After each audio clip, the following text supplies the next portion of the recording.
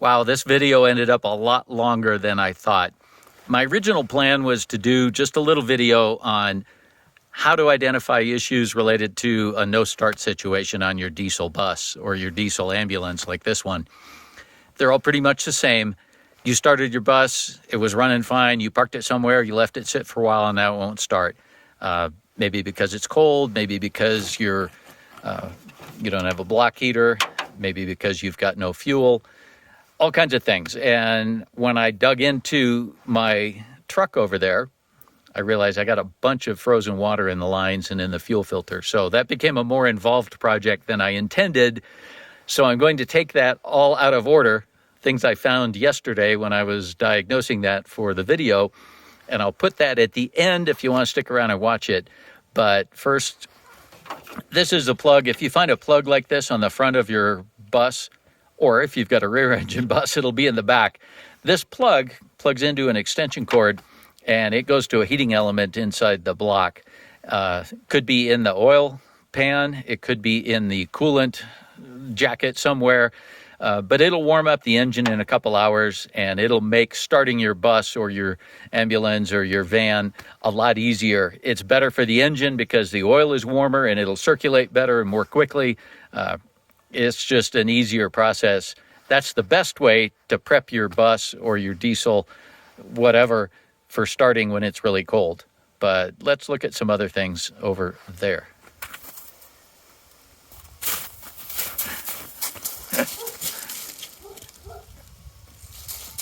So that's Ginger. I have been answering a lot of questions lately with the snow and the cold about how to start a diesel engine in the cold. People have had issues. They parked them, they can't get them started again. So I want to run through a couple things. I'm going to go through the basic kind of starting concepts when it's cold and what might be causing you some problems. And then afterwards, I'm going to show you all of the water, the ice, the frozen water that I found in the fuel filters on this truck. I started the process on this just to show you a basic kind of cold start, lost your prime troubleshooting. And when I got in there, I realized there was so much water in the fuel tanks and so much ice in the fuel filter that became a more involved project than I really expected. So we're going to start back at the basics. Here you are, you come out and you try to start your diesel bus and it won't start. Hi. Yeah. Hey, you want some snow?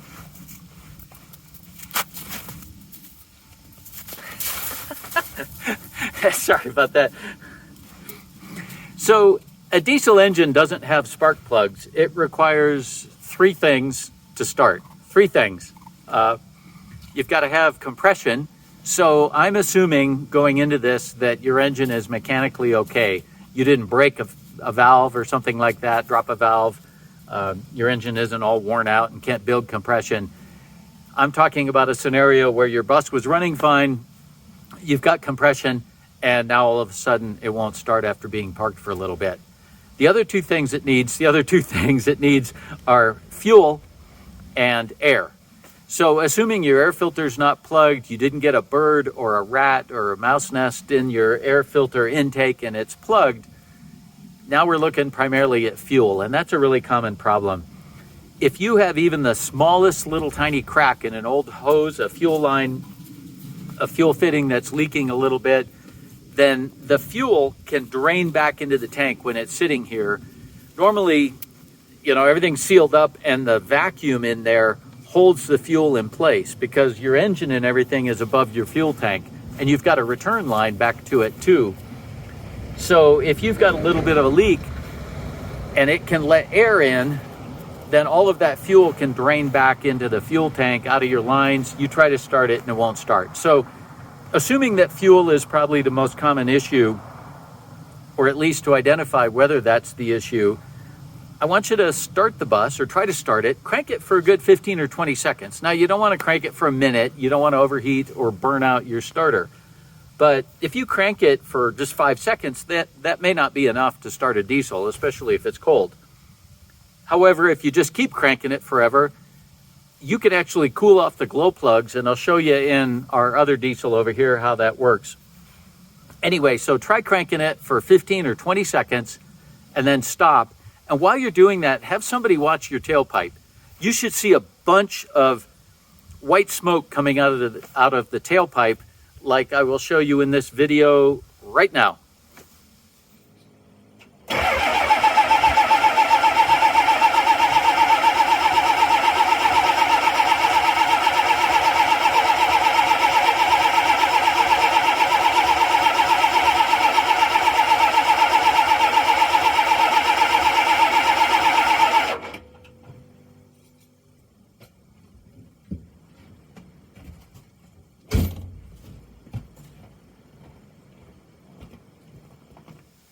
All right, that was our 7.3 IDI diesel, and what I did is I disabled the glow plugs, so it's trying to crank.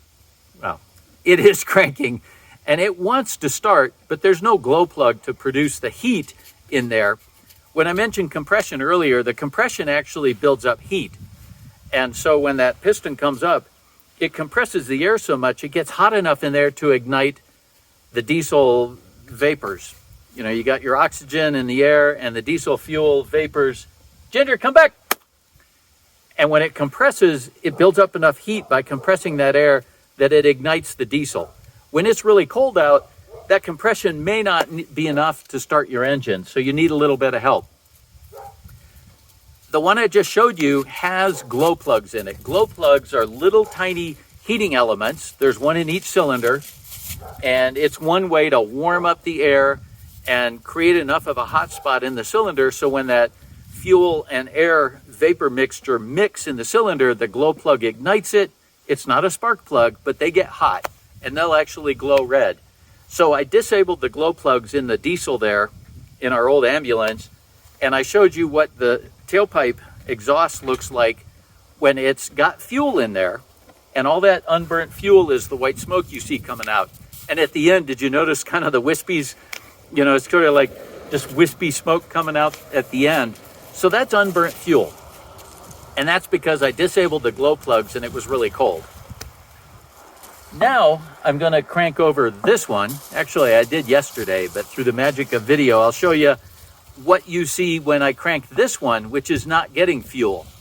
You'll see a little bit of white smoke, but it doesn't compare at all to what you saw when I tried to start the old 7.3 IDI diesel.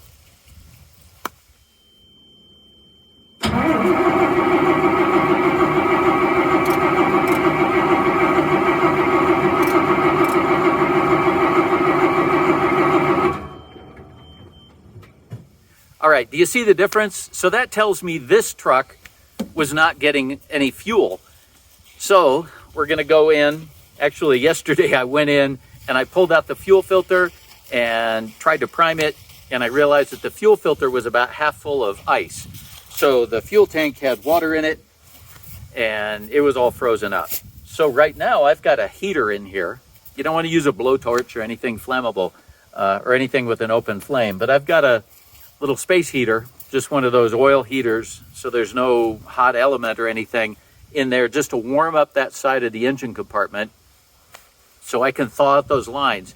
If there's that much ice in the filter, there may very well be ice inside the fuel lines. So I want that all to liquefy. I'm going to fill up the fuel filter with automatic transmission fluid. I'll explain again why I do that, and then we'll see if we can prime this and get it to start.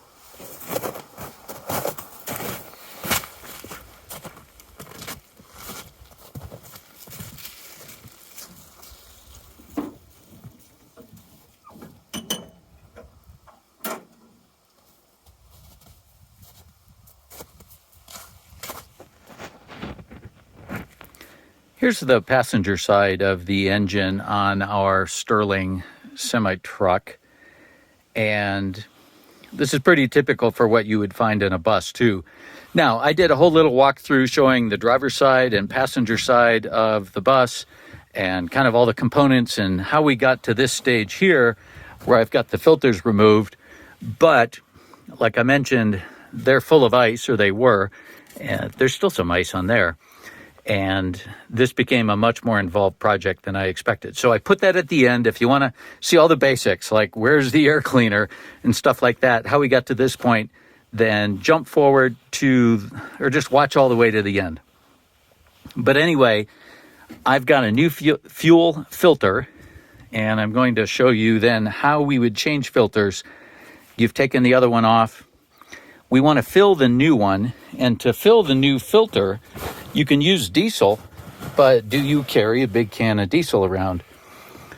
If you're out on the road, and that's kind of the point of this video, how do you fill your fuel filter with diesel without going over to the store and like holding this under the pump? What you can use is automatic transmission fluid, ATF. Get the cheapest stuff you can get because you're just going to burn it up. It's actually fine. It's good for the engine. It's got good lubricity. And I like that it's red. So when you are priming the engine and we crack one of the injectors over there and pump through, you'll know when you're getting this through the injectors because you'll see that red coming out. Now, this is a lot more expensive than diesel. This was like $6 for a quart. But, well, maybe by the time you watch that, diesel will cost $24 a gallon too. But you can go into any auto parts store that might carry your filter and they'll have ATF. And it's just a handy format. So I wouldn't use it, unless that was kind of my only option because it's more expensive.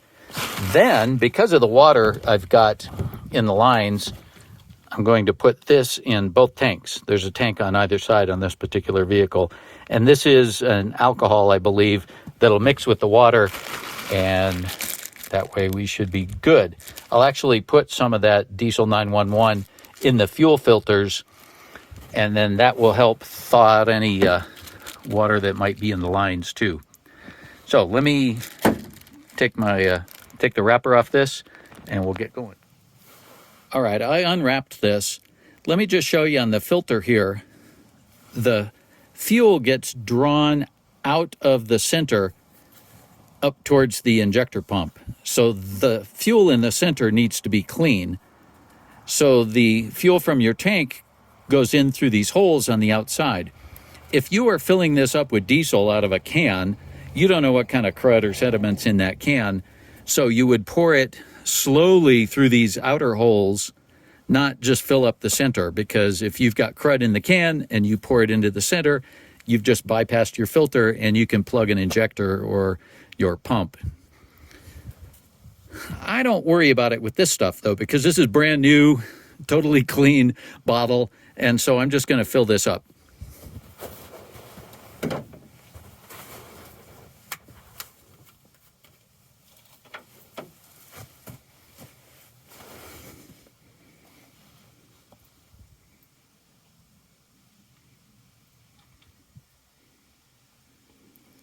It's like a Pinot Noir. You'll see the center fills up, and then it takes a second to drop down as it flows through the filter element. And the nice thing is, a quart bottle like this will just about fill up most of the filters.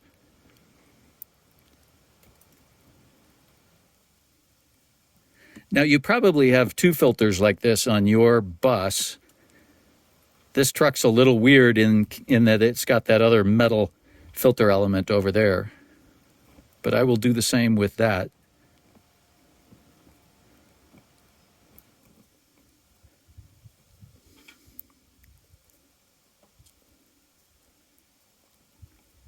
All right, we are filled up.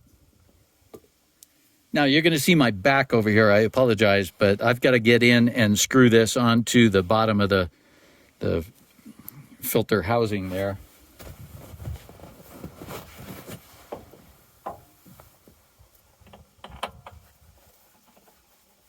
Oh, I forgot to show you something.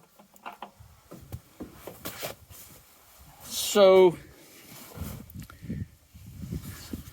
take a little bit of that and just wipe it around on this O-ring so that it's got a little more sliposity.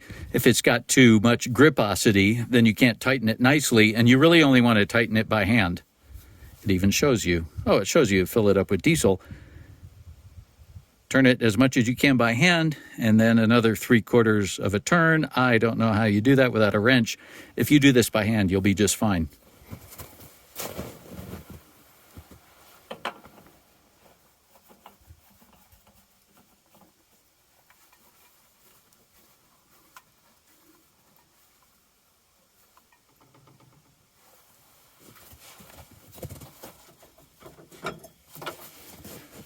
All right, let me go. See all the ice still on there? So let me go swap this out. Now I'm going to fill this one with a mixture of the heat. Again, I think it's kind of an alcohol.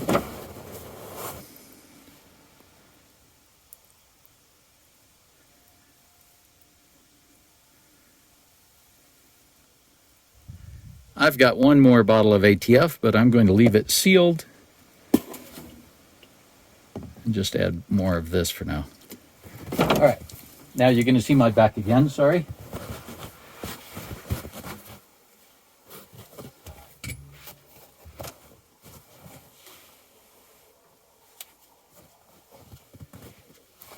All right, I got that in. Sorry about not being able to show you anything. It's a little tight in there, but that's where that other filter goes. That's the first one I did. And that is the priming pump. Let me change position now. All right, you've swapped out your filters. You filled them up with fuel. You've got both filters on and tight. Now, you want to take that priming pump and unscrew it and pump. And it might take 100 pumps. But I think it's easier to know when you are fully primed. As you pump it, you'll build up pressure in there. Eventually, you'll get to the point where it gets really hard to pump. And you should be primed. But I'm going to loosen one of those injector nuts up here. That's the top of the injector pump. Those lines going up go up to the injectors. And ideally, I would crack one of the nuts up there at one of the injectors so I'm feeding fuel all the way through that line. But if I get it up to here, I usually find that's pretty good. So I'll try not to get in the way.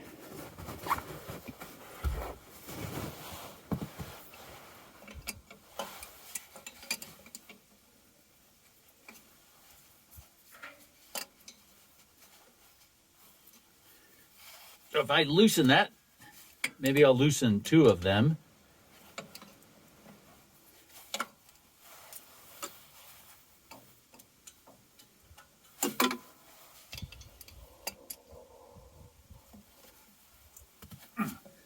They're pretty snug, but they should be. These are flare fittings. You don't use any like Teflon tape on them or anything.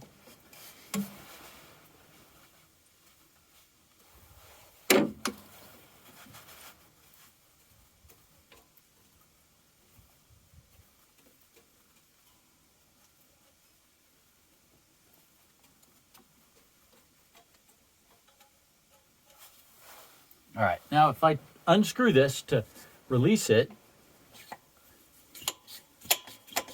what I'm doing is pumping fuel.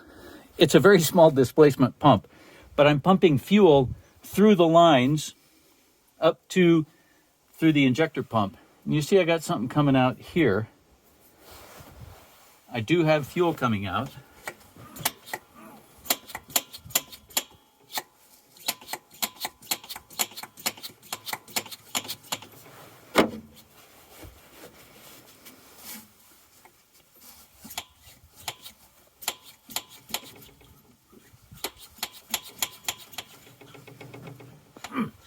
Now it's getting hard to do. All right. Tighten that down.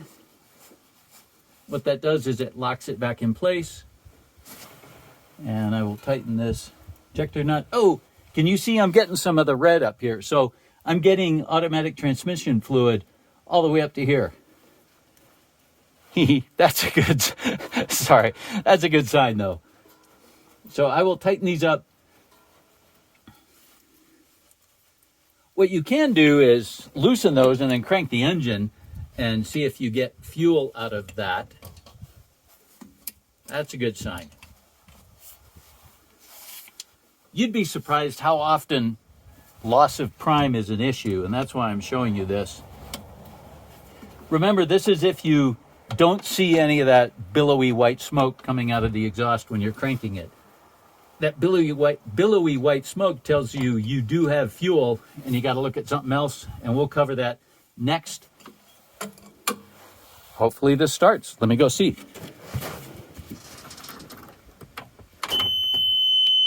Sorry about that. And then you always want to wait for the wait to start light to go off. Right now the glow plugs are heating up, and if I try to start it now, it probably won't start until the glow plugs are hot. Then that light will go off. Then I will push the button down here.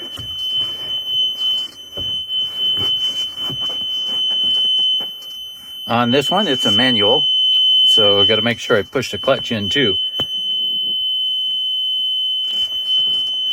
Fingers crossed.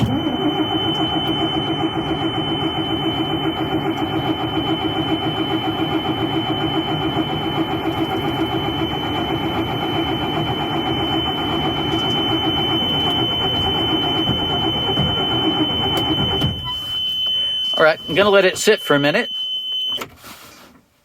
I could have kept going. This particular starter does have an overheat protection on it, so if you crank it too long, it'll actually cut off. But a couple things happen. If you crank for a bit and then stop, what I've done with the pistons moving up and down in there, sorry if that looked obscene, pistons moving up and down in there cause they have friction and cause friction and heat buildup, and that will actually warm up the cylinders a little bit. Not heat soaking, but I build up a little heat, let the starter cool off a bit, and then, like I'll show you over on the ambulance diesel, if I turn the key again, now I get a fresh cycle on the glow plugs and make sure that they're fully hot. Especially on that ambulance over there, if I just keep cranking it, the glow plugs actually seem to cool off. I don't know if they're not working right, if it's the relay or not. They're new glow plugs, but I find that if I crank for 15, 20 seconds, stop, wait 30 seconds or so, let the glow plugs go through a full warm again, it's much easier to start. All right.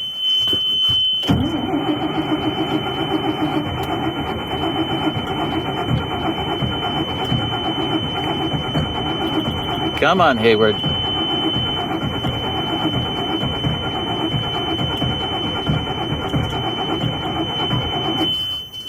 All right, but I am getting fuel.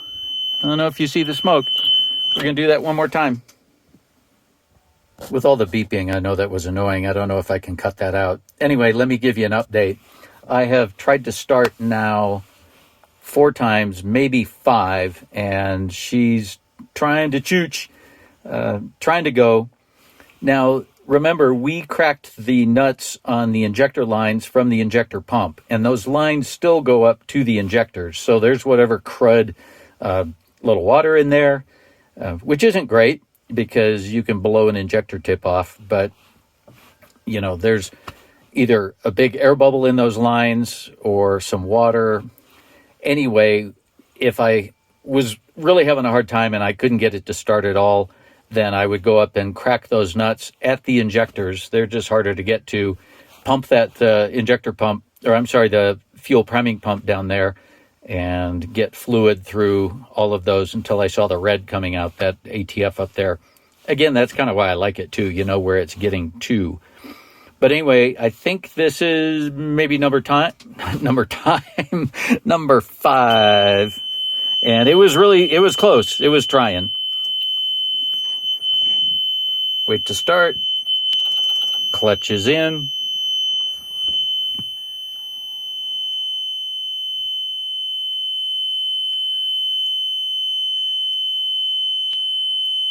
Remember, every time I do this now, I try to start it, I let it sit for 60 seconds or so. That engine's getting warmer and warmer each time, which helps.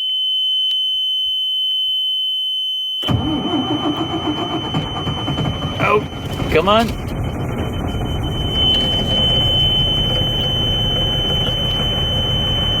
All right.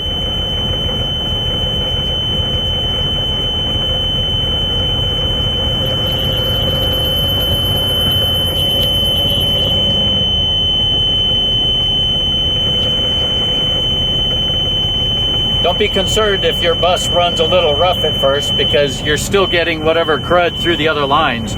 It may have only started on, 3 cylinders or so out of the 6. All right, but anyway, we're back up and running. Can you see that? I didn't tighten that one. But at least you know it's pumping fuel.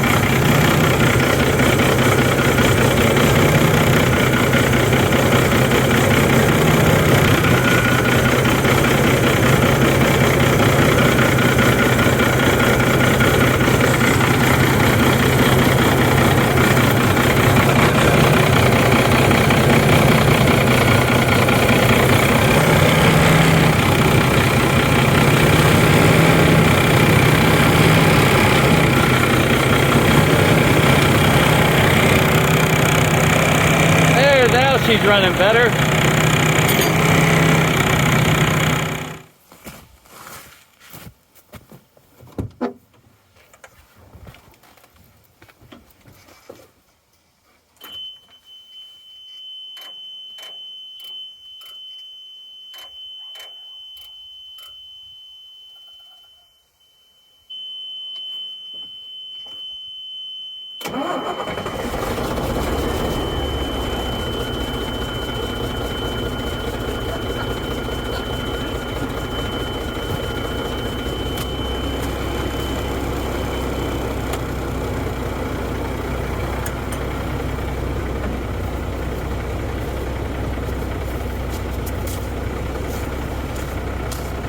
I'm happy.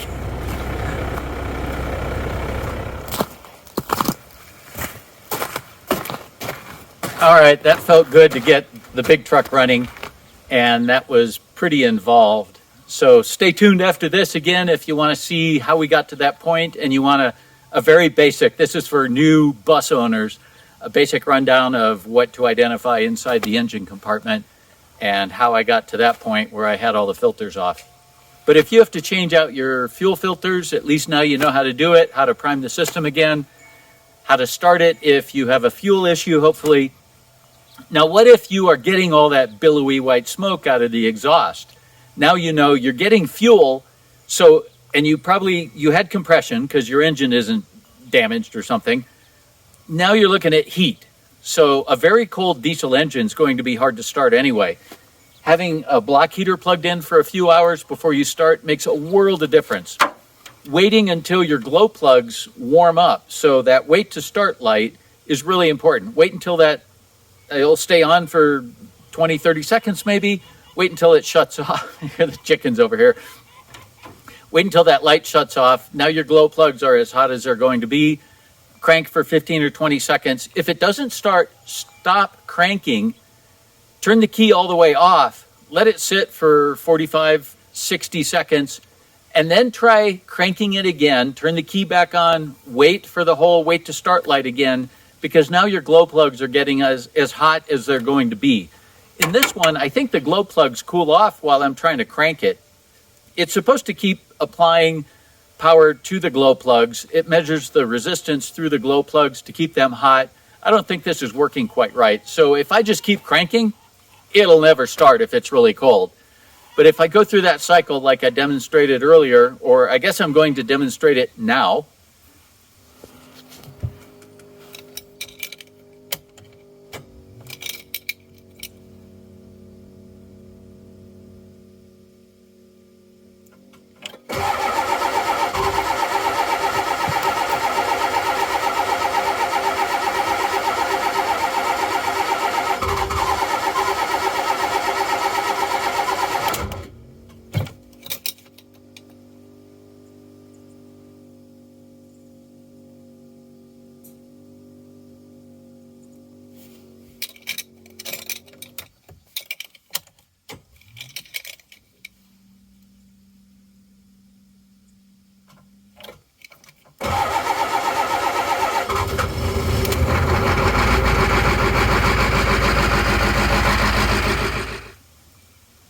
If you go through that cycle, crank for 15, 20 seconds, turn the key off, let it sit for 45, 60 seconds, turn the key back on, wait for the glow plugs to heat up again, and then start. If you do that a few times, it should start.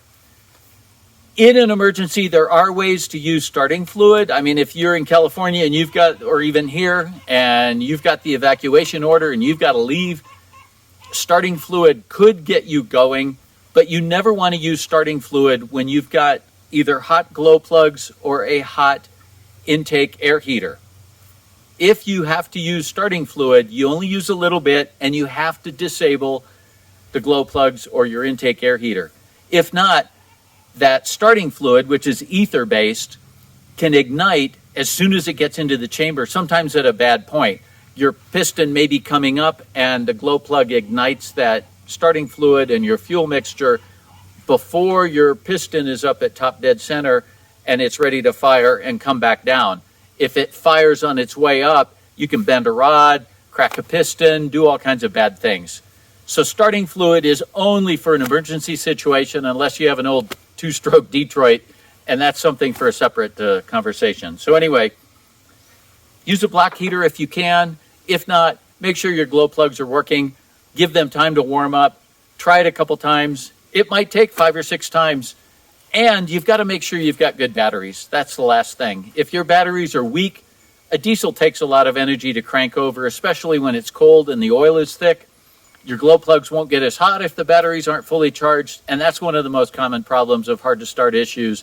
But when it's cold like this, all the diesels can be challenging sometimes. So anyway, stay tuned for the rest. I hope this was helpful for you. Enjoy your bus life, ambulance life, van life, whatever. Get out and see the world and just enjoy. Now this is the driver's side of our truck with the Caterpillar engine in it.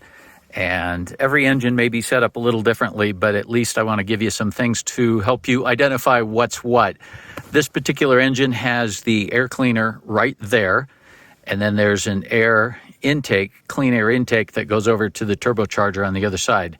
It goes around the other side, round the outside, round the outside, round the outside, through this thing on the front, which is an intercooler. So after the air is compressed through the turbocharger, it goes around through there, gets cooled off somewhat, and then this is your compressed air going into the engine. On a side note, if you've got leaks here, then you are leaking compressed air and your turbocharger is not going to be functioning as well. The turbocharger might be working fine, but you're losing that compressed air between there and here, so you'll lose engine performance boost. This is the air compressor. So this is what feeds the air for your air brakes if you've got them, for air springs or airbag suspension. This is the hot hose.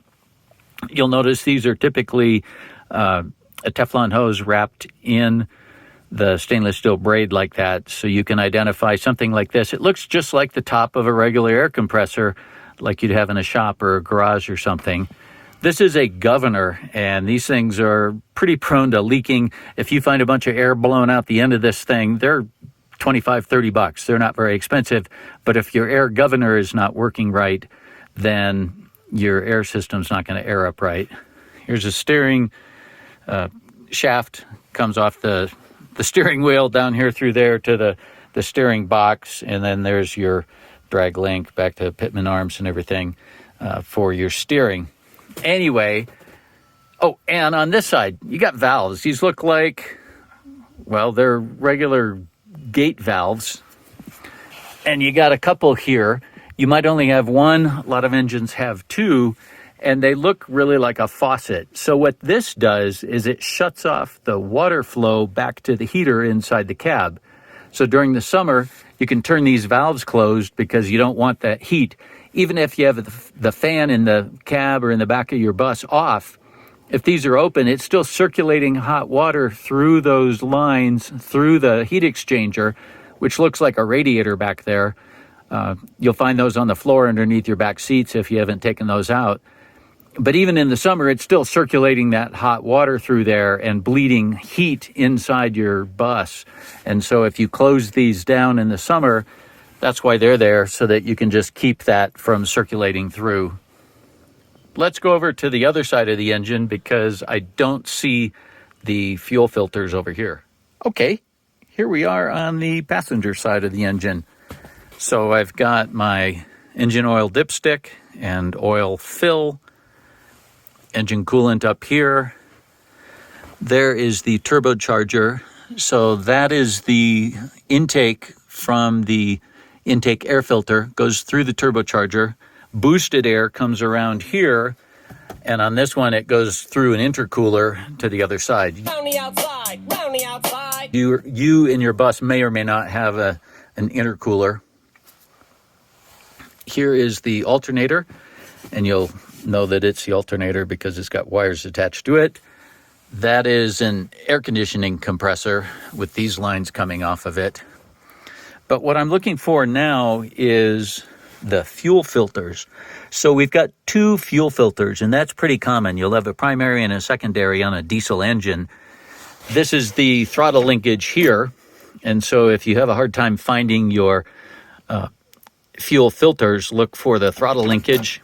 This is on the injector pump then. So that takes the diesel fuel from the tank through the filters and pumps it up to the injectors. So it comes out of the top of the pump here through these lines. And then back there, that's where one of those lines goes up to the top of the fuel injector, which injects the fuel into each of the 6 cylinders.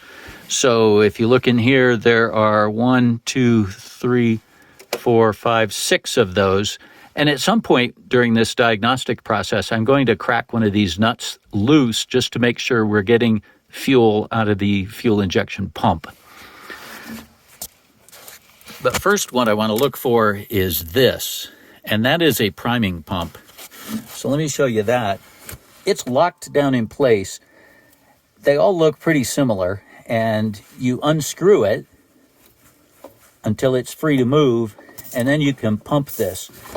Now, see how easy that is to pump? That tells me that I do not have fuel pressure. If you try to pump this and there's fuel in there all the way up to the injectors, then it gets really hard to pump. And you might have to pump this, people say 1,000 times. It's not really that, but you might have to pump it 100 or a couple hundred times. It's a very small displacement to get fuel out of the tank all the way through the filters if you've lost prime and up to the injectors. But it will get really hard at the end. So what this tells me is it might have drained back and I lost prime, or I'm out of fuel. And then, of course, I lost prime. So here we are. There is one of the fuel filters. Here's another fuel filter. This is a Napa.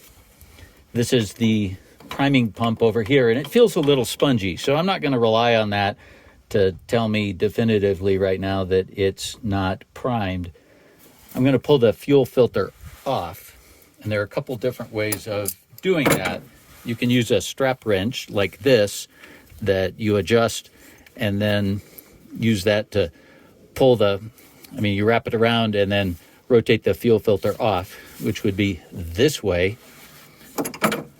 Another is to use this, that's a little set of claws that goes on a wrench, and you put on the bottom.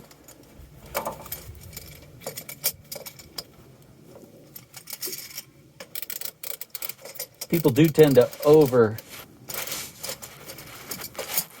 turn it this way. Sorry, people tend to over tighten these fuel filters, and they can be a bear to get off sometimes.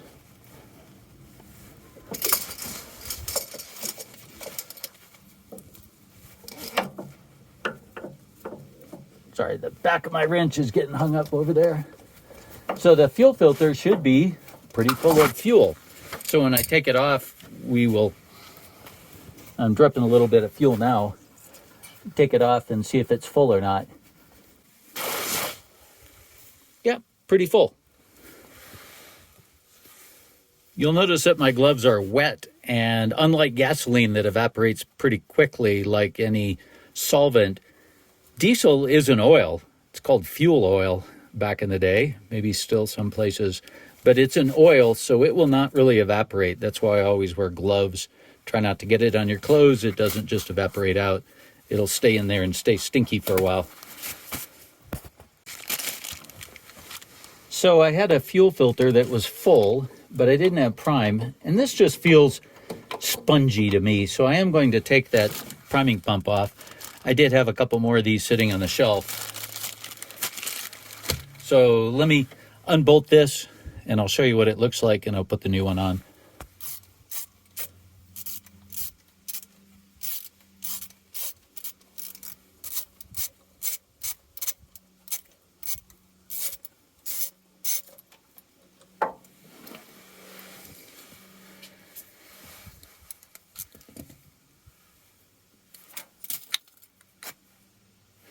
So that's the old priming pump. And here's something that I was a little suspicious of. That was ice. I just plucked a little piece of ice off of there, and there's water in there, which means I've got water in the fuel. And that, of course, would keep it from starting. One thing about this, the bolt holes are different sizes, so you can't put it on backwards. Well, you could, but it'd be hard.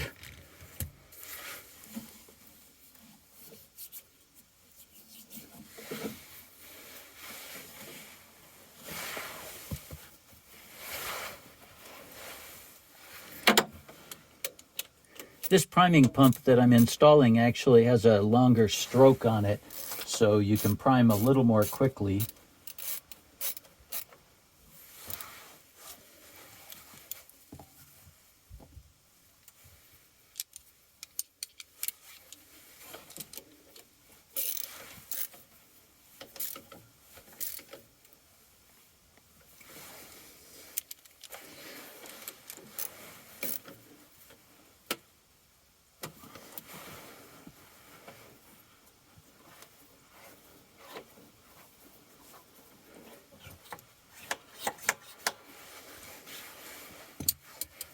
All right, you probably won't have to change out the priming pump. That other one just didn't give me a lot of confidence, and I happen to have a couple sitting on the shelf.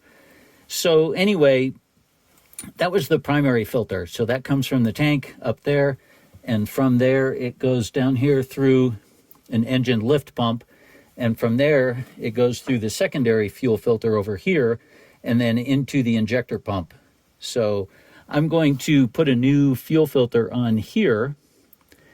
And before I do that, I'm going to fill it up with either diesel fuel or, and this is really handy if you're driving around, you don't have a big can of diesel, you can get a fuel filter at Napa or somewhere and a cheap little bottle of automatic transmission fluid, ATF. Get the cheapest kind you can get, and the engine likes that. It'll run just fine, and so you can fill up your fuel filter out of that little quart bottle.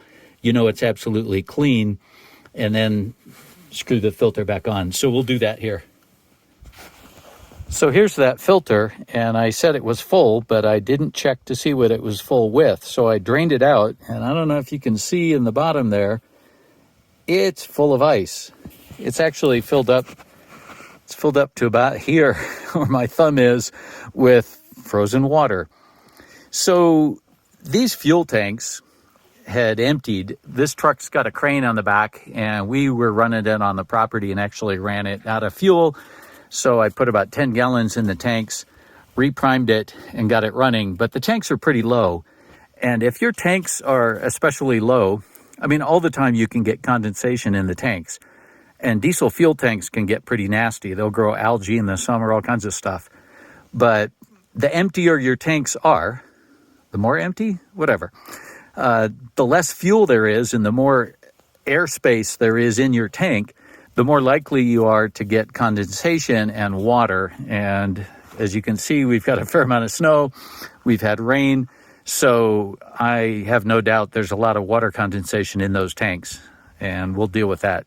Here's that other fuel filter. I took it out. I didn't show it on camera. It's a bit of a pain, but look at that. That's ice. Now, diesel fuel will gel up if it's really cold, but it's not that cold. That is ice.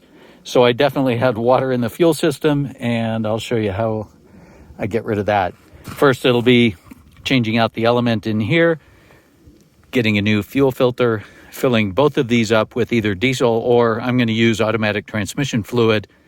And then I'm going to put an additive into the tanks along with some clean fuel that will, the additive basically makes the water flammable. I think it's an alcohol of some kind. So it'll mix with the water and it'll actually work.